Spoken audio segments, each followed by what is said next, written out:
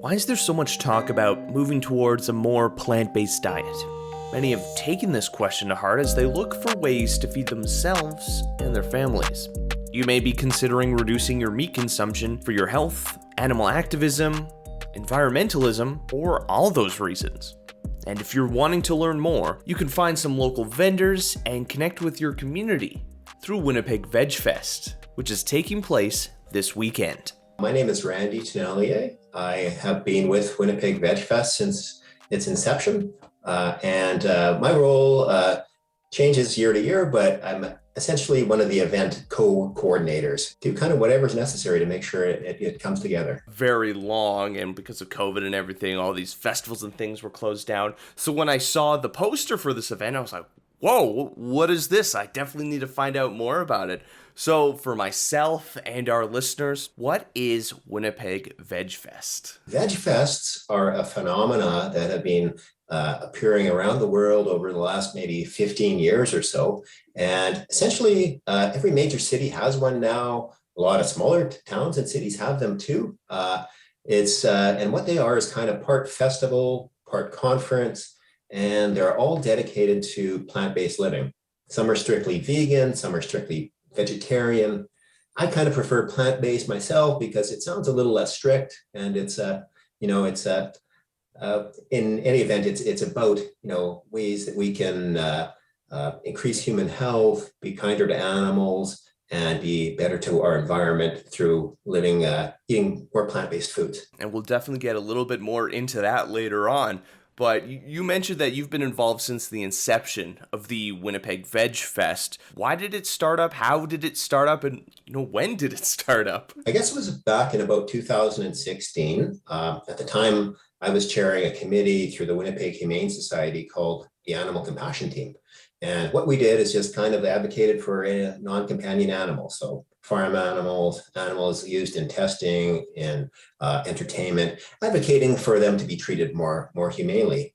So at the time, we had Jason Hannon, who's a professor at the University of Winnipeg, joined our committee, and he told about this plan that he would like to hold this VegFest. And some of us hadn't heard of a VegFest even back then, so it sounded really interesting. So back in late 2016, we started meeting every month, and then it became twice a month, and then it became every week, and then essentially every day until we had our first festival. It was a one-day event in September of 2017. And normally with these events that we've hosted through some of the committees I've been on, you get a couple hundred people, you're really happy, you've spread the word a little bit, you've educated people. I was shocked that, when I got there that morning, there were probably about 300 or 400 people in line already waiting for the doors to open. We had probably 2,000 people come through the doors that day, and it's grown every year since. So it's really amazing to be part of. I really appreciate the animal advocacy part, because that is something that we don't usually talk about. Like in the West, we have our companion animals, but then we have our livestock, and that's a very particular word that we use for animals that are a product, not animals as a being. And that's, that's really the main reason why I got into this myself. Probably have been involved in animal advocacy for about 20 years now. But as I learned more about how modern farming practices treat animals as commodities, not as actual individual beings, and just there's some real ethical concerns with how they're raised, and it's something I wanted to be involved with, and so many other people I've met through that movement, have the same sentiment, and so it's nice to be part of. What can people expect from this year's event? It's going to be in person again after COVID closures and everything. Right, we're excited to be back after a couple of years off. And this year we decided to plan it outdoors because we've been planning for the last 9 months or a year. So we weren't sure what would happen with COVID. So it's going to be outdoors. Thank goodness the weather is looking pretty good for Saturday right now. It's going to be this Saturday, University of Winnipeg, from 11 till 6. It'll be outdoors on the front lawn and in sort of beside the university in the recplex. We're going to have probably about 70 vendors, all sorts of different products and services. All animal friendly. We're going to have some food trucks, a food vendor area, So you can come, spend the day, eat. There's going to be contests. There we have a drag show. There's going to be That captures me. I'm currently going through RuPaul's Drag Race, so that sounds exciting. yeah, that should be pretty cool. It's going to I think it's at 2 and again at 2:40. So, but our whole schedule is posted on winnipegvegfest.ca. But sort of the highlight of our Veg Fests are usually the speakers we bring in. So we're bringing in 4 speakers this year. One is Jordan Reichert. He comes to us from, I think he's in Victoria, BC, and he's an animal activist and the founder of BC's Non-Animal Research Association. And he's done a lot of work in animal welfare. So he's going to be a really great speaker. We also have Dr. Charu Chandraskera. I might call her Dr. CC or something. I'm not sure I can say it properly all the time, but anyway, she is leading a movement to stop animal testing in product development. So she's kind of Canada's leading voice, if not the world's leading voice on that. So going to be a really informative talk and a really interesting talk.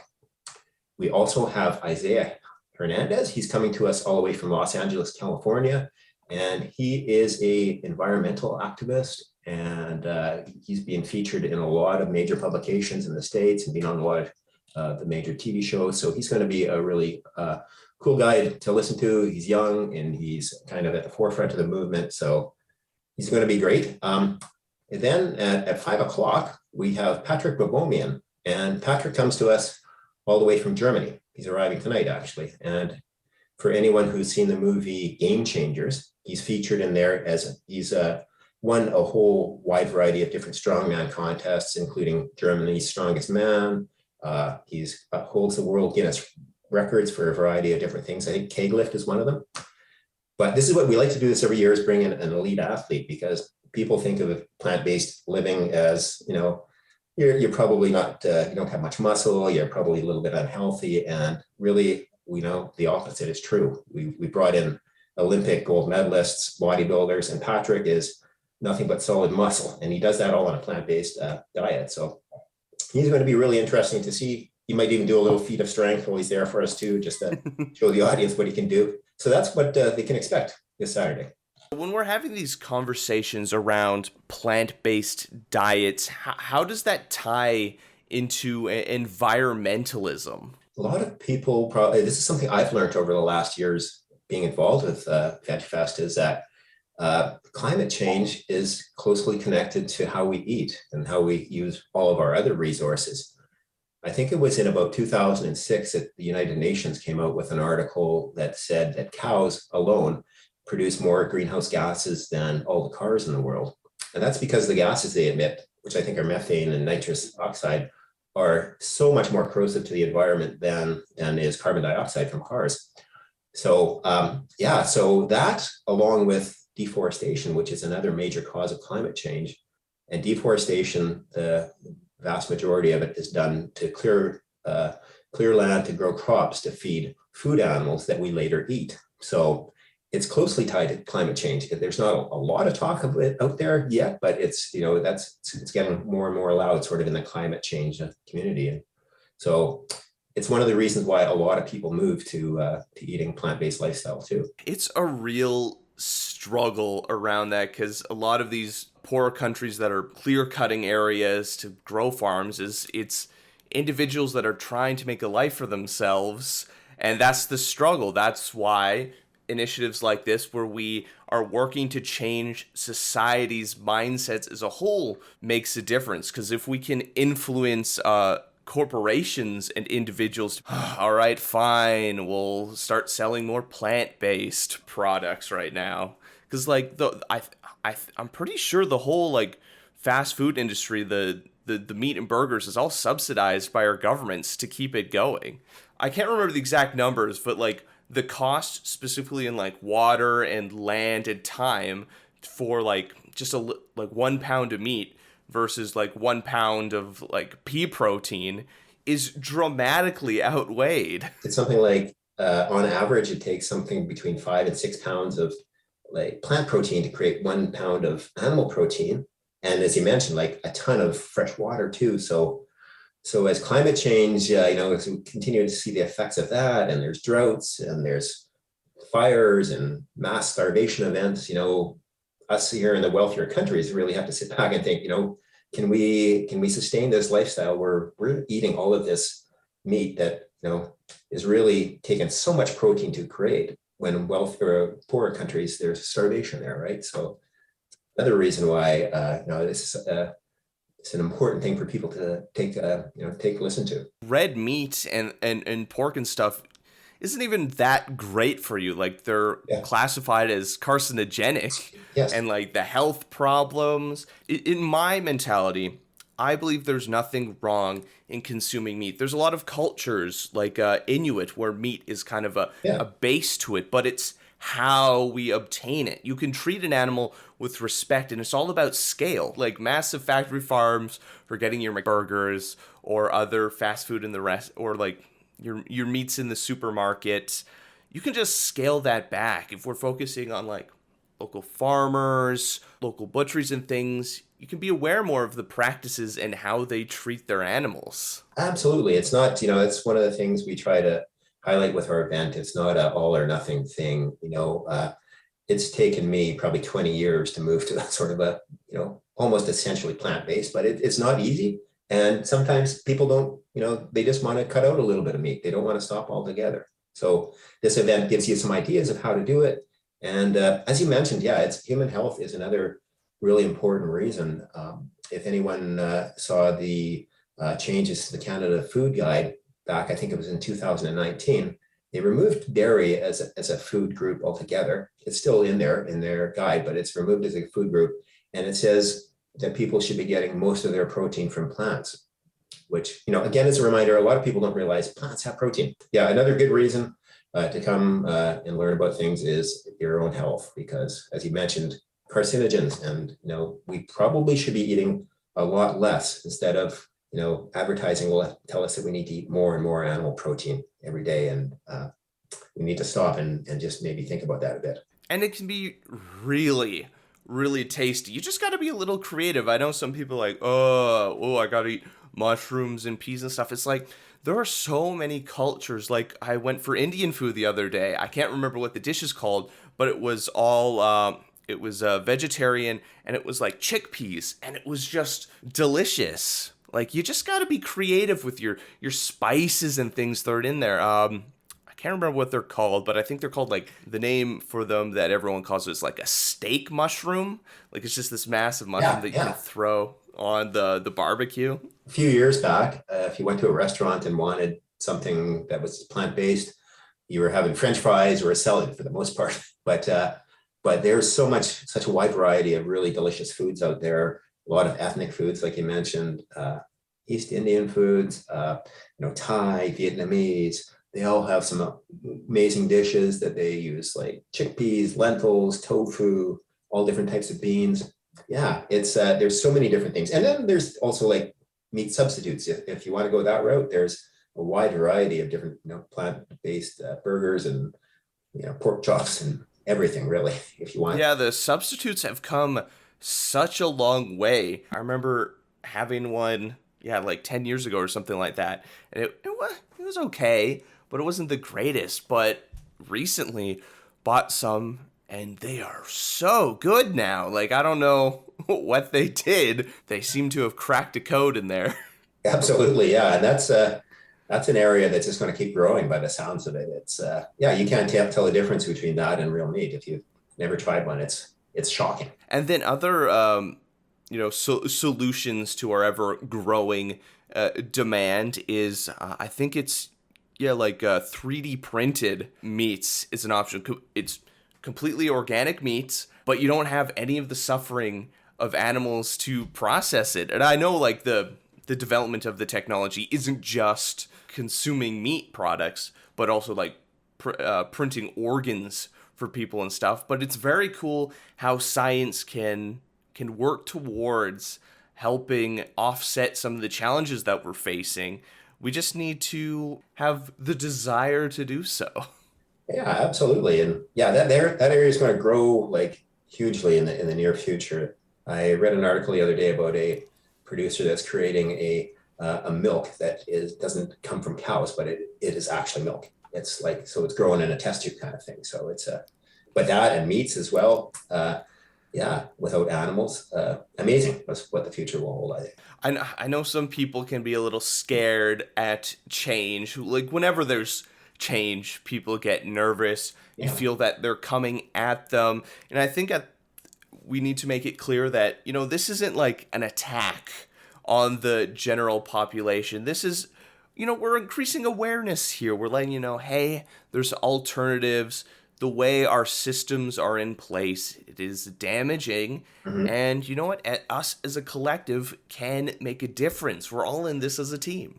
Exactly. That's what our event is all about. Our VegFest event. It's free. It's just informative for people. You don't have to sign up for anything. You just come check it out. It's full of positive vibes, and it's usually just a really fun day. So yeah, absolutely. Just helping to spread the word and helping to help people live a little healthier lives and more compassionate towards animals as well. What are some ways that people can start just shifting their life towards a more plant-based diet? Because we've mentioned meat replacements and stuff, but those are still, I guess, considered a niche at supermarkets and can be quite costly. And with everything going on, the cost of fresh vegetables is going up too. So, what are some ways, especially for families or like growing families, how can they shift things without hurting their wallets too Yeah. much? Right, that's a good point, or a good question. So a lot of people start like with a meatless Monday sort of idea where they, maybe challenge themselves to create a dish that doesn't have meat in it. You can do so, in a cost-effective sort of way by like, chopping around, getting local grown vegetables, and maybe creating some dishes that you hadn't used before. I think my closet has sort of grown like hugely over the last few years because I've looked into making some of the dishes that, like you mentioned, like a chickpea masala sort of thing, where it's like over rice and really not expensive ingredients at all. Chickpeas, rice, and a bunch of spices, and maybe some chopped up mushrooms and onions, and you have a really tasty meal. So yeah, I think people just if you start off slow, research a few different types of vegan or plant-based menu items and get into it slowly, you'll find that you can do it cost effectively, and it's really your tastes change over time too. That's one of the most surprising things for me. At first, when I first stopped eating meat, I craved a steak, but now,